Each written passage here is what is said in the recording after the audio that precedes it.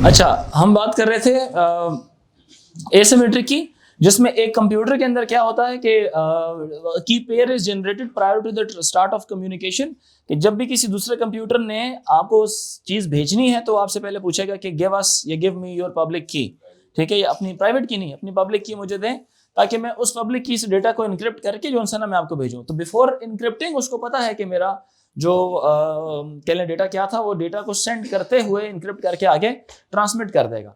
और जब वो ट्रांसमिट करेगा तो रास्ते में भी कोई अगर किसी को मिल जाए तो पब्लिक की अगर उसके पास अवेलेबल भी हो तो वो public key will not be use for decryption, another key will be use for decryption, another key जो कि उसने अपने पास प्राइवेट की हुई है, प्राइवेट रखी हुई है। तो इसी वजह से इसको पब्लिक की क्रिप्टोग्राफी भी आप कह सकते हैं, या इसको आप ये भी बोल सकते हैं एसिमेट्रिक की क्रिप्टोग्राफी भी बोलते हैं, या इसके अलावा एसिमेट्रिक एन्क्रिप्शन, या दूसरे नंबर पे इसको टू कीज एन्क्रिप्शन भी कहा जा सकता है। ठीक है, तो उसमें यह होता है कि फिर जो की छुपाई जाती है, जो बताई नहीं जाती, ठीक है, रिसीवर किसी को नहीं बताता, तो वो अपने उसी प्राइवेट की के साथ, चूंकि ये कीज एसोसिएटेड होती है, मैथमेटिकल नहीं है, एक डिफरेंट एल्गोरिथम के थ्रू एसोसिएटेड कीज निकलती हैं, मुख्तलिफ एल्गोरिथम से उसके थ्रू एसोसिएटेड कीज निकलती हैं, which makes decryption of the data very easy.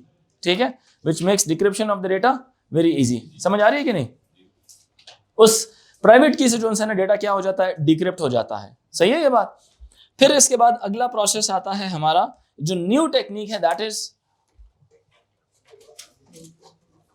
Quantum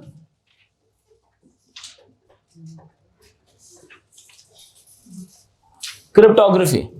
quantum cryptography, ठीक है।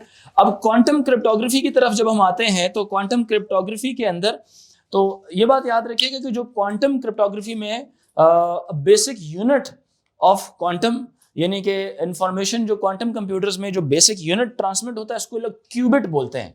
ठीक है, जिस तरह हमारी बिट्स होती हैं, इसमें जो basic block of data that is transmitted from one computer to another, it is known as qubit, इसको कहा जाता है।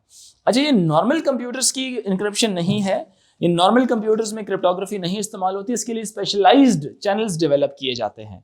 ठीक है, स्पेशलाइज्ड चैनल्स डेवलप किए जाते हैं, बिकॉज जब आप क्वांटम के बारे में बात करते हैं तो quantum is something related to quantum mechanics, branch of physics in which you deal with the photons. Photons, अब ये जो क्या नाम है उसका, एक क्वांटम की दुनिया में मेरा ख्याल है प्लैंक था ना क्वांटम की दुनिया में, उसने ये कहा था कि जी जो लाइट है it travels in the form of photons, photons are energy particles. उसने कहा था फोटॉन्स क्या होते हैं, एनर्जी पार्टिकल्स होते हैं, जो लाइट मतलब एक रोशनी क्या है, वो एक पार्टिकल की सूरत में आगे ट्रेवल करती है जो हर डायरेक्शन में अपनी रोशनी निकाल रही होती है। तो बकौल उसके क्वांटम मैकेनिक्स के कि ये अगर एक पार्टिकल है तो इसकी रोशनी इस डायरेक्शन में भी निकलती है, इस डायरेक्शन में भी निकलती है, इस डायरेक्शन में भी निकलती है, और इस डायरेक्शन, मतलब हर डायरेक्शन में इसकी लाइट रेडिएट हो रही होती है और ये आगे की तरफ ट्रेवल करती है। समझ आ रही बात है कि उसने कहा था लाइट एक पार्टिकल है, वो पार्टिकल आगे ट्रेवल कर रहा होता है। तो हम लाइट की इस बिहेवियर को जो है ना आगे कंसीडर करके तो क्वांटम क्रिप्टोग्राफी में डेटा को इनक्रिप्ट करने की कोशिश करते हैं। डेटा को क्या करने की कोशिश करते हैं, इनक्रिप्ट करने की कोशिश करते हैं। सो सबसे पहली बात जो है यहाँ पे आपने अंडरस्टैंड करनी है कि sending encryption keys is the main thing ना, कि की किसी को ना पता चले। ठीक है, तो वैसे सेंडिंग इनक्रिप्शन की बच्चे तवज्जो इधर रखनी है। सेंडिंग इनक्रिप्शन की across the network uses quantum key distribution protocol. अब क्वांटम की डिस्ट्रीब्यूशन प्रोटोकॉल हमने सीखना है इनफैक्ट की किस तरह से आप सेंड करेंगे। अब ये की रन टाइम के ऊपर हर दफा चेंज तरह से डेवलप हो रही होती है। मतलब एक कम्युनिकेशन चैनल है तो उस दौरानिये में before the start of the transmission a key is generated between sender and receiver, और उन दोनों का सेम सिस्टम को फॉलो करना जरूरी है। यानी इनके इसके कंप्यूटर भी क्वांटम क्रिप्टोग्राफी यानी क्वांटम कंप्यूटर्स को सपोर्ट करते हो, दूसरा भी क्वांटम कंप्यूटर्स, जो चैनल्स भी आपके पास वही होने चाहिए। इस वक्त की अभी तक की लिमिटेशन सिर्फ क्वांटम क्यूबिट ट्रांसमिट करने के अराउंड 200 to 250 किलोमीटर्स है। लॉन्ग डिस्टेंस तक ये ट्रांसमिट नहीं होता, कुछ लिमिटेशंस हैं, but with in this range आप डेटा को उस इम्पॉसिबल अंदाज तक आप डेटा को क्या कर सकते हैं, इनक्रिप्ट कर सकते हैं कि कोई इसको डिक्रिप्ट ही नहीं कर सकेगा, मुमकिन ही नहीं होगा। यानी कि आप जब कहते हैं ना कि व्हाट अबाउट प्राइवेट या एसिमेट्रिक इनक्रिप्शन, तो अगर क्वांटम कंप्यूटर्स लगाए जाएं तो उसके ऊपर भी सोच डेवलप होती है कि क्वांटम कंप्यूटर्स अगर इतना फास्ट अंदाज में प्रोसेस करेंगे तो वो किसी पॉइंट पे आके उसको भी डिटेक्ट कर पाएंगे। ऑल्दो अभी क्वांटम कंप्यूटर्स नहीं है, लेकिन जब वो आ गए तो वो नॉर्मल डेटा को जो उनसे इंटरसेप्ट करके इसको डिक्रिप्ट करने की सलाहियत रख सकेंगे। तो फिर हम क्वांटम क्रिप्टोग्राफी की तरफ चले जाएंगे। तो उसकी अपनी एक cost, expensive initial one time cost बहुत ज़्यादा होगी, इसकी मेंटेनेंस बहुत ज़्यादा। फिर उसके बाद अगर किसी टेररिस्ट ऑर्गेनाइजेशन के हाथ ये टेक्नोलॉजी लगती है तो आप उनका डेटा भी कभी डिक्रिप्ट नहीं कर पाएंगे, ठीक है। तो ये भी एक बहुत बड़ा एक फ्लॉ है इसके अंदर। किसी बात समझ आ रही है कि other than law enforcement agencies किसी टेररिस्ट ऑर्गेनाइजेशन के पास इस चीज़ की एक्सेस जाती है या वो ये सिस्टम अप्लाई करते हैं तो फिर तो कोई भी उनकी कम्युनिकेशन को सुन नहीं पाएगा। तो इसको मॉनिटर करना और इसको पब्लिसाइज करना एक चैलेंज होगा कि करनी चाहिए या नहीं करनी चाहिए। लाइसेंस्ड चीज़ होनी चाहिए। जैसे वेपन्स देते हैं तो पता होता है कि टेररिस्ट नहीं होगा तो लाइसेंस्ड वेपन मिलते हैं उनको, गाड़ियाँ लाइसेंस्ड होती हैं सारी, ठीक है, पासपोर्ट्स लाइसेंस लेजिटिमेट लोग। इसी तरह फिर ऐसे कंप्यूटर्स भी किनको दिए जाएंगे जो लाइसेंस्ड लोग होंगे सिर्फ, ठीक है ना। सो क्वांटम क्रिप्टोग्राफी क्या करता है, utilizes the laws of physics या laws of physics in which we discuss the photons. Photons are energy particles.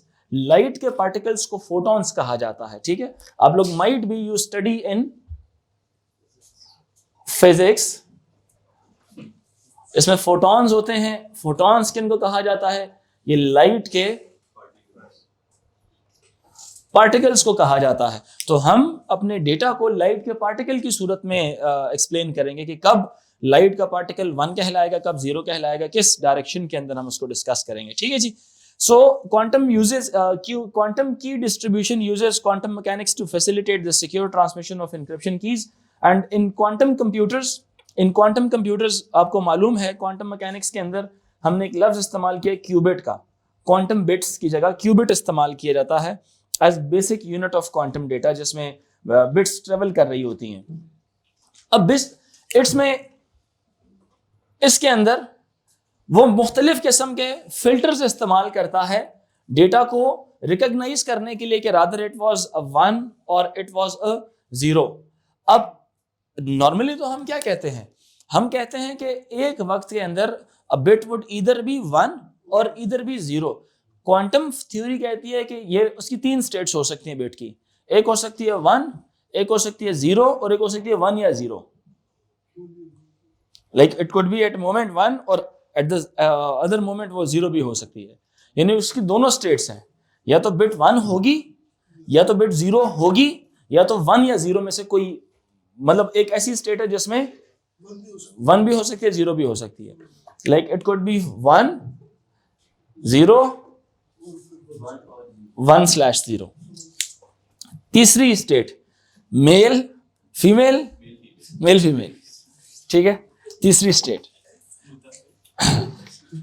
Unlike normal binary which uses discrete 0 and 1s, the state of a qubit can be 0 or 1, but it can also be both 0 and 1, ठीक है, simultaneously. Well, quantum करता क्या है? It uses different type of filters. To see if they are ones or if they are zeros. अगर इसमें मिसाल के तौर पे एक ऐसा फिल्टर लगा दिया जाए, इसमें ऐसा फिल्टर लगा दिया जाए, इसमें ऐसा फिल्टर लगा दिया जाए और इसमें एक वर्टिकल फिल्टर का मतलब ये है कि अब एक सिर्फ जिस तरह नहीं, आप मनी बॉक्स के अंदर पैसे डालते हो तो इसमें एक छोटा सा एक लाइन सी होती है, आप रोशनी के लिए भी आप उस तरह का एक फिल्टर डिजाइन करें कि लाइट हर तरह से रेडिएट कर रही है। जब वो लाइट इस फिल्टर में से निकलेगी बाकी सारी चीजें ब्लॉक हो जाएंगी, सिर्फ एक हॉरिजॉन्टल कंपोनेंट वापस बचेगा। तो पोलराइज हो जाएगी लाइट, सिंगल पोलराइज, ठीक है, मोनोपोलराइज हो जाएगी। और यहां से जब इस लाइट का आप फोटोन देखेंगे तो उसमें सिर्फ रिजल्टेंट क्या अचीव होगा आपके पास, इस तरह की चीज होंगी। Rest of the factors will be naturally what, they will be blocked. Resultant factors क्या हो जाएंगे, वो सारे के सारे क्या हो जाएंगे, आपके ब्लॉक हो जाएंगे। बात समझ रहे मेरी कि नहीं? इसी तरह से मैं वैल्यू दूंगा, यस, इसको एक सर्टेन वैल्यू मिल जाएगी, हॉरिजॉन्टल, वर्टिकल, स्लैश और राइट या लेफ्ट तरफ से इनको मुख्तलिफ वैल्यूज मिल जाएंगी। पहले हम बनाते हैं इसके साथ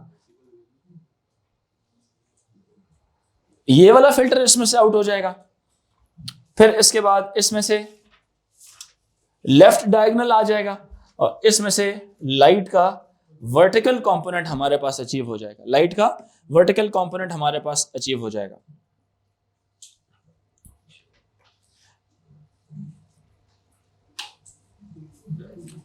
ठीक है जी। और ये क्या है, ये photon radiates in different directions, radiates in different directions, photon radiates in different directions. ठीक है। एंड दीज आर द, ये सारे कौन से वाले हैं, ये पोलराइज्ड फोटॉन्स हैं।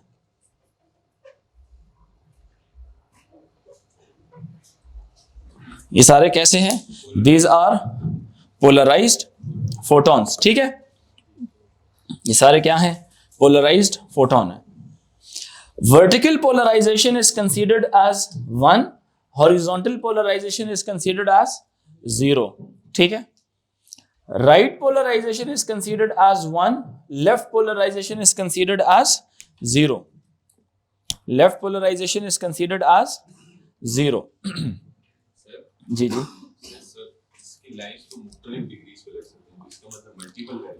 हम इस वक्त सिर्फ 4 पोलराइजेशंस लेते हैं, एक 45 degrees right, 45 degrees left, vertical और हॉरिजॉन्टल। बात आपकी दुरुस्त है कि मतलब इसमें विंडो फिर अगली भी आ गई कि जी 60 डिग्री वाला पोलराइज्ड वैल्यू यूज करें, 30 वाला यूज करें। ठीक है, वो और ज्यादा मुश्किल हो जाएगा फिर की को प्रेडिक्ट करना। फिलहाल तो ये 4 वैल्यूज हैं। ठीक है, क्योंकि असल में रैंडम टाइम के ऊपर जो है ना, रैंडम टाइम के ऊपर अगर मिसाल के तौर पे रैंडम टाइम के ऊपर जो इसका फिल्टर रिसीवर इस्तेमाल करता है ना, तो अब लाइट तो यहां से जाती है, अगर यहां से उसने हॉरिजॉन्टल भेजा है फॉर एग्जांपल, अभी डेटा नहीं भेज रहा, अभी सिर्फ एक की सिलेक्शन हो रही है, तो जब रिसीवर तक कहानी पहुंचनी है, रिसीवर भी अपनी मर्जी में से इन 4 में से कोई एक आधा फिल्टर इस्तेमाल करेगा। मुझे बात समझ आ रही, 25% चांसेस होंगे ना सक्सेस के, 1 आउट ऑफ 4 फिल्टर बेस्ट होगा। तो जो अगर ब्लॉक हो जाएगा तो उसको वो इग्नोर कर देगा, वो पैकेट, वो डेटा ही क्यूबिट क्या हो जाएगी, वो डिस्कार्ड हो जाएगी। वो वाला 1 या 0 रिसीवर कंसीडर ही नहीं करेगा। Only those 1s and 0s receive होंगे जो जिनका फिल्टर्स मैच कर जाएंगे उसके साथ। अब ट्रांसमीटर को पता ही नहीं है कि रिसीवर ने कौन से फिल्टर इस्तेमाल करने हैं, उसका कंप्यूटर रैंडम फिल्टर्स चूज करता है। यहां से इसने की जनरेट की भी होती है, ठीक है, बहुत बड़ी नंबर ऑफ बिट्स की जनरेट की होती है। ये सारी 1s भेजता रहता है, मतलब 1s एंड 0s भेजता है मुख्तलिफ फिल्टर्स इस्तेमाल करके। इसको पता है कि ये 1 के इक्वल है, लेफ्ट वाला डायगोनल 0 के इक्वल है, ये वाला 1 के इक्वल है, और जो हॉरिजॉन्टल है फिल्टर पोलराइज्ड क्वांटम वो 0 के इक्वल है। यहां से अपनी मर्जी के 1s एंड 0s सेंड करता है, not the data but an option for the key. अगर उसको रिसीवर गलत अंदाज में, मिसाल के तौर पे उसका फिल्टर मैच नहीं करता, तो वो पैकेट नेचुरली डिस्कार्ड होता है। ठीक है, जब वो नेचुरली डिस्कार्ड हो जाता है तो ओनली वो वाले रिसीवर के पास रिसीव होते हैं जिनके फिल्टर्स कह लें कि सिंक्रोनाइज अंदाज में ठीक फिल्टर्स चूज होते हैं। यानी कि यहां से अगर 100 बिट्स गई हैं, हो सकता है वहां पे उसने 20 या 25 बिट्स जो सी हैं वो एक्सेप्ट कर ली हो, 75 बिट्स उसने क्या कर ली होंगी, डिस्कार्ड कर ली होंगी, क्योंकि उनके फिल्टर्स ठीक तरह से जनरेट नहीं हुए होंगे। फिर वो दोबारा वही वाली 1s एंड 0s क्या करता है, इसको सेंड करता है एक्नॉलेज करने के लिए। जब वो वाली 1s एंड 0s इसके पास रिसीव होती हैं, फिर ये बोलता है कि यार अब ये वाली की जो है ना हम इस्तेमाल करेंगे। जो 100 बिट्स भेजी थी या 1000 बिट्स भेजी थी, उनमें से सिर्फ ये चंद एक गिनी चुनी बिट्स है वो मैं इस्तेमाल करूंगा। उनमें से एक न्यू वर्ड निकाला जाता है और वो चीज अप्लाई की जाती है फिर किसके ऊपर, डेटा के ऊपर। ठीक है, बात करें। So purpose of quantum cryptography is to use polarised, मैं सिर्फ पढ़ लूंगा ये। ठीक है, पर्पस क्या है क्वांटम क्रिप्टोग्राफी का? दी क्वांटम क्रिप्टोग्राफी यूजेस, लिखा हुआ है ये सारा, लिखा हुआ है ऑलरेडी ये। क्रिप्टोग्राफी यूजेस पोलराइज्ड फोटॉन्स, ठीक है, जो कि एक पर्टिकुलर डायरेक्शन के, अब देखें हमेशा फोटोन का कि ट्रेवलिंग किस तरह से होती है, वो perpendicular to the direction of its vibration है। अगर वो यूं वाइब्रेट कर रहा है तो मूवमेंट कहां की तरफ होगी, आगे की तरफ होगी। इवन वो डायगोनली मूव कर रहा है, हॉरिजॉन्टली या वर्टिकली मूवमेंट हमेशा कैसे, आगे की तरफ करता है। मेरा ख्याल है ट्रांसवर्स वेव्स भी यही होती हैं कि उसकी जो मूवमेंट होती है direction perpendicular to the vibration होती है। ठीक है, इसी तरह से फोटॉन्स भी क्या यूं वाइब्रेट कर रहे होंगे ना, जिस भी मूवमेंट उसकी किस तरफ होगी, आगे की तरफ होगी। ठीक है, तो हम अपने इस फोटोन को ट्रांसमीटर से रिसीवर की तरफ ब्रॉडकास्ट कर सकते हैं, लेकिन इसके लिए जरूरी क्या होगा, हमें ऑप्टिक फाइबर केबल्स चाहिए होंगी, एक खास ऑप्टिक फाइबर केबल्स चाहिए होंगी जो फोटॉन्स को ट्रेवल करवाने में हमारी मदद करेंगी। ठीक है बात कि नहीं? The direction each particle photon vibrates in is called its polarization, which can be used to represent a value for each bit. Photons vibrate at right angle to its direction of travel. Yeah, we already know that there are 4 possible polarizations. The purpose of quantum cryptography is to enable the sender and receiver to create a shared secret key. To create a purpose lazmi, to create a shared secret key, not the one that is decided by the receiver, as it was decided by the receiver in asymmetric cryptography, asymmetric encryption. Both the keys were generated at the receiver's computer, and one public key was given to the transmitter. तो transmitter उस public key के जरिए encrypt करके भेज देता था data, और even encrypt करने के बाद transmitter को खुद भी नहीं पता होता था कि इसको मैं decrypt किस तरह से करूं। क्लियर है बात कि नहीं? क्योंकि उसमें बहुत सारे एल्गोरिथम्स इन्वॉल्व होते थे डेटा को इनक्रिप्ट करने के लिए, एंड देन वो जब रिसीवर के पास आता तो receiver was the only computer जो उसको डिक्रिप्ट करता था। दुनिया ये कहती है कि जी आगे मुस्तकबिल के अंदर क्वांटम कंप्यूटर्स अगर जनरेट हुए तो वो इस तरह के इनक्रिप्टेड मैसेजेस का किसी हद तक अंदाजा लगाएंगे कि इनक्रिप्टेड मैसेजेस थे क्या। ठीक है, तो अभी भी क्या किया जा रहा है, बहुत सारे इनक्रिप्टेड मैसेजेस जो उनसे हैं वो सेव किए हैं मुख्तलिफ ऑर्गेनाइजेशंस ने, जिन्होंने इंटरसेप्ट किए हैं इनक्रिप्टेड मैसेजेस वो सेव किए हैं, ताकि बाद में जो उनसे ना हम निकालेंगे कि किस कंट्री ने, किस बंदे ने हमारे खिलाफ क्या क्या बात की थी। मतलब है इस तरह के, सोच तो आती है कि फ्यूचर में ऐसे कंप्यूटर्स तो आ सकते हैं, तो let's keep those data safe. जैसे नहीं कुछ लोगों ने अपने आप को सरेंडर किया हुआ है कि मुस्तकबिल में ऐसी टेक्नोलॉजी आएगी कि जो हम मुर्दों को भी दोबारा जगा सकेगी, तो let's surrender yourself to the technology of future. There are few people जिन्होंने सरेंडर किया, तो इस तरह के बाद में अगर कोई ऐसी चीज आ गई तो वो हमें फैसिलिटेट कर लेगी। तो same thing is going to happen. तो क्रिप्टोग्राफी इसलिए फिर इस्तेमाल की जा रही है क्वांटम वाली, कि जी उसको ना किया जा सके। ठीक है जी, the purpose of quantum cryptography is to create या enable the sender and receiver to create a shared secret key, ठीक है, consisting of a number of bits. इसको बोलते हैं क्वांटम की डिस्ट्रीब्यूशन। ठीक है, क्लियर है ये बात कि नहीं? अब जरा क्वांटम कंप्यूटर्स की ना इस बिहेवियर को जरा सिर्फ समझना। अब ये बिहेवियर मैं छोटी सी एक एग्जांपल से शुरू कराता हूँ, कितना तेज है क्वांटम कंप्यूटर। अब जब हम लोग ये नॉर्मल मेरी एक एग्जांपल है, मैं एक एग्जांपल देता होता हूँ, एज इलेक्ट्रॉनिक्स बीच में थोड़ा इन्वॉल्व करते हैं। ये लेवल है हमारा हाई का और ये लेवल है हमारा लो का। अगर एक बिट 1 जा रही है यहाँ पे, किसी टाइम के बाद यहाँ पे जाएगी तो ये वैल्यू क्या होगी 0, और ये वैल्यू क्या है 1। नॉर्मल कंप्यूटर्स में क्या होता है, नॉर्मल कंप्यूटर में ये जो टाइम डिले है from the transition time delay of a state turning itself from 1 to 0 is negligible, like unconsiderable, undetectable, unrecognizable for the current computers. जो फास्टेस्ट कंप्यूटर्स चल रहे हैं उनके लिए ये रिकॉग्नाइज करना क्या होता है, बहुत टफ हो जाता है। मेरी बात समझ आ रही है कि नहीं? अनडिफाइंड स्टेट या पल्स है, इसमें किसी को नहीं पता कि ये इसकी स्टेट क्या है। Scientists are still looking forward to such state के इज इट 1 और is it 0। No one knows about the state of this thing. Are you getting my point कि नहीं? अब जब मैं क्वांटम कंप्यूटर्स की तरफ आता हूं तो क्वांटम कंप्यूटर्स के लिए डिले क्या है, सिग्निफिकेंट डिले है, सिग्निफिकेंट डिले है। तो वो इसको पता है यू रीड करता है, कहता है कि इसको टेक्निकली किधर होना चाहिए था, यहां से शुरू होना चाहिए था, बट ये पिको सेकेंड्स भी लगाता है ना, तो मेरे लिए ये क्या है, बहुत बड़ी बात है, सिग्निफिकेंट वैल्यू है। अगर ये पॉइंट है मिसाल के तौर पे x और ये वाला पॉइंट होगा x प्लस x नॉट होगा, और ये जो टाइम डिले है ये कितना है, x नॉट है। ये x नॉट समझ आ रही है कि नहीं? ये टाइम डिले कितना है, ये x नॉट वाला टाइम डिले है। Are you getting my point कि नहीं? यस, ये जो सी स्टेट है क्वांटम कंप्यूटर्स के लिए, ये स्टेट इज व्हाट, ये नेग्लिजिबल नहीं है, ये कंसीडरेबल है, कंसीडरेबल डिले है। तो क्वांटम कंप्यूटर्स इसको भी क्या करते हैं, खत्म करने की कोशिश करते हैं, so that transition between the different states could be negligibly small. ठीक है ना? नेचुरल है ना। देखें, आप जब बैठेंगे और फिर खड़े होते हैं तो आपको 1 सेकेंड लगेगा, एक बहुत ज्यादा टाइम है। कंप्यूटर्स की दुनिया में 1 बिलियन टाइम्स डिले आपने किया है। कंप्यूटर तो 1 नैनो सेकेंड में काम करता है। नैनो का मतलब होता है 10⁻⁹। बच्चे आपको मैं कंप्यूटर्स की क्लास से बिल्कुल पक्का पक्का मैं निकाल दूंगा।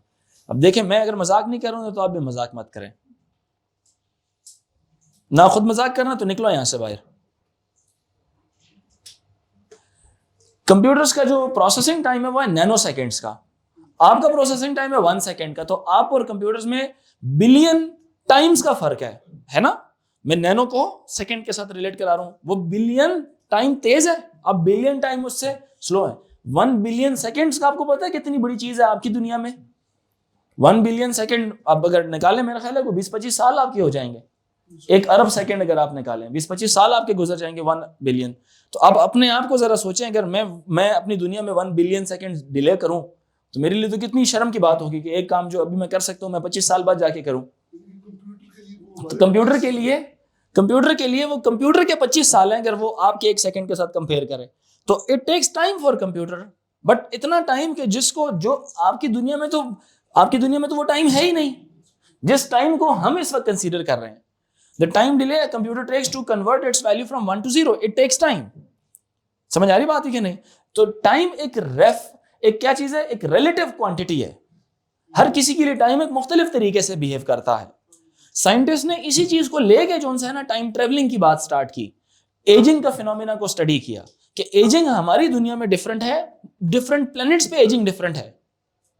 मेरी बात समझ आ रही है कि नहीं। कुछ लोगों की थ्योरी क्या कहती है, एजिंग से रिलेटेड, बंदर लेके गए किसी स्पेस में, लेके गए बंदर को, एज कराया गया तो किसी जगह पे बंदर जल्दी बूढ़ा हो रहा था, किसी जगह पे वही बंदर वो जो है ना वो डिले हो रहा था उसकी एज के अंदर, वो लेट बूढ़ा हो रहा था। इंसान के ऊपर भी वो एक्सपेरिमेंट्स कराए।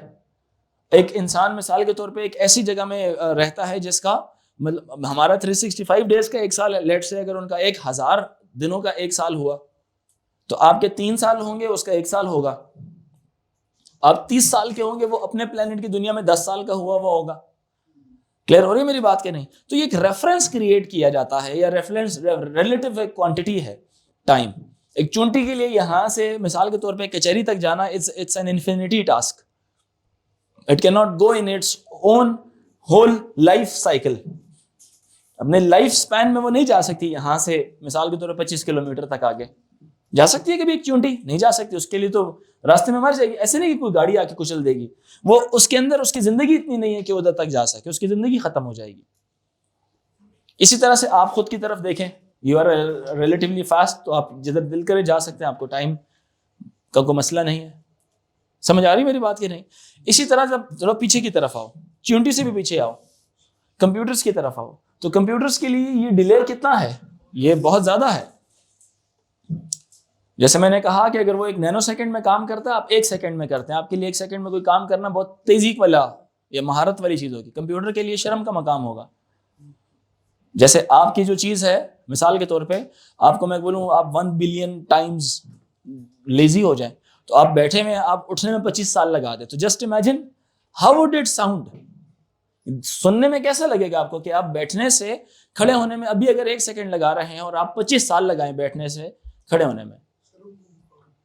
एक समझने की तरफ देखें तो इससे फिर कुरान की बात भी समझ आती है, असहाबे कहफ वाली, जिसमें गार में अल्लाह ताला ने वो जो 10 बंदे जो सोए थे, जिनके साथ उनका एक कुत्ता भी था और बाहर एक गधा था, 200 साल के लिए जो सोए थे।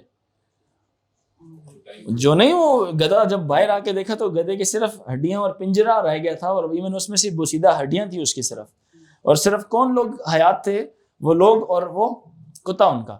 कि जब वो उनमें से किसी एक ने जब जागने के बाद कहा कि जाओ मार्केट से ना कुछ हमारे लिए बाजार से कुछ खाने पीने का बंदोबस्त करके लाओ, तो जब वो गया था तो वो जो सिक्के और जो कपड़े गेटअप लेके गया था, तो लोग उनको देख के हैरान हो गए थे कि इन लोग कुछ, क्योंकि किस्से थे ना दुनिया में, किस्से उस इलाके में मशहूर थे कि जी 20-200 साल पहले इस तरह के लोग थे, 100 साल पहले ऐसे लोग थे जो गायब हो गए थे एकदम से। तो ये जब गए थे वो अपने कपड़े और हुलिया और पुराना वो कॉइन्स वगैरह लेके, जो कि 200 साल आप अपने मुल्क के हिसाब से देखें, 2024 चल रहा है, 1824 में क्या सिस्टम चल रहा होगा? आज की करेंसी तो नहीं होगी कायदे आज़म वाली, क्या होगा? कोई कॉइन्स चल रहे होंगे, कुछ और फॉर्म ऑफ करेंसी भी होगी, इवन लैंग्वेज भी चेंज हुई भी होगी लोगों की बहुत ज्यादा। ड्रेसिंग भी अब आज से सोचे भी 2000 चल रहा है तो 2224 में कैसी ड्रेसिंग होगी लोगों की, लोग कैसे होंगे। तो जस्ट इमेजिन तब्दीलियां महसूस हो रही है कि नहीं हो रही। तो फिर मस्त मतलब मैं उस तरफ नहीं, मैं इधर आ रहा हूँ कि टाइम है ना, अल्लाह ने उनका टाइम क्या कर दिया, रोक दिया। उनका टाइम क्या कर दिया, रोक दिया। दुनिया का टाइम क्या कर दिया, चलने दिया। मेरी बात समझ आ रही है कि नहीं। तो इसका मतलब है कि जो टाइम का जो रेफरेंस है, अल्लाह ने हर किसी का एक टाइम एक्सेस अपने पास बनाया हुआ है, कब उसका एक्सेस 0 से स्टार्ट होगा और किधर तक जाके उसका एक्सेस खत्म हो जाएगा। मेरी बात समझ आ रही है कि नहीं, ये समझ आई। इंसान की फिलॉसफी ये कहती है कि इंसान की जिंदगी, जब अल्लाह आपको जिंदा करता है तो आपकी जिंदगी के टाइम का एक्सेस स्टार्ट होता है। किसी का टाइम का एक्सेस 60th ईयर पे जाके खत्म होता है। अब वो जो टाइम का एक्सेस है वो इधर के हिसाब से नहीं है, वो अल्लाह ने अपने अर्श के हिसाब से उसका टाइम सेट किया हुआ है।